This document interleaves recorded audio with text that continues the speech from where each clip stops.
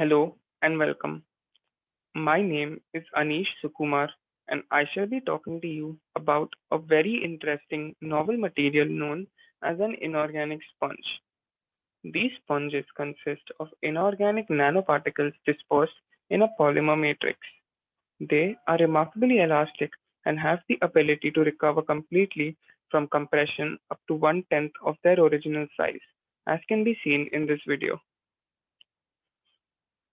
We can see that the sponge is compressed to a fraction of its original size and held in place for some time.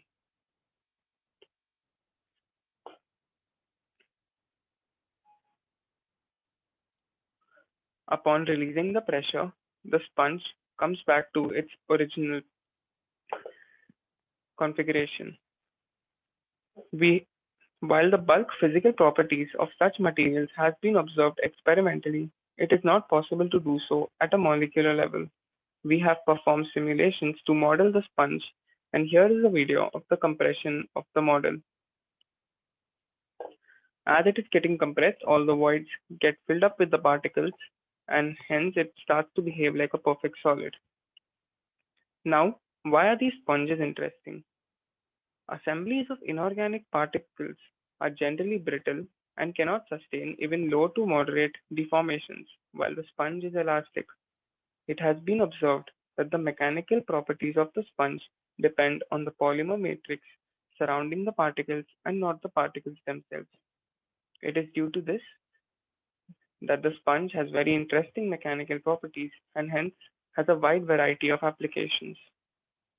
As we can see from the graph, there are three distinct regimes when subjected to compression. The first one is the elastic regime where there is a linear response to strain.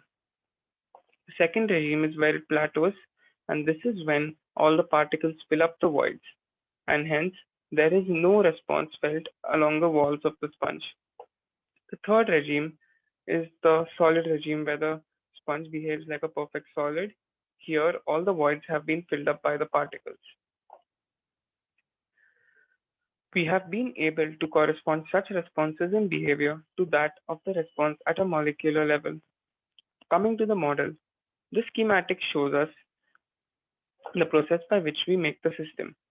At the microscale, particles that are close together are joined by springs which mimic the effect of the polymer mesh network that entrap the particle and hold them in their relative place. This forms the network and along with the voids forms the macroporous structure at the large scale. To know more, please join me at my table. Thank you.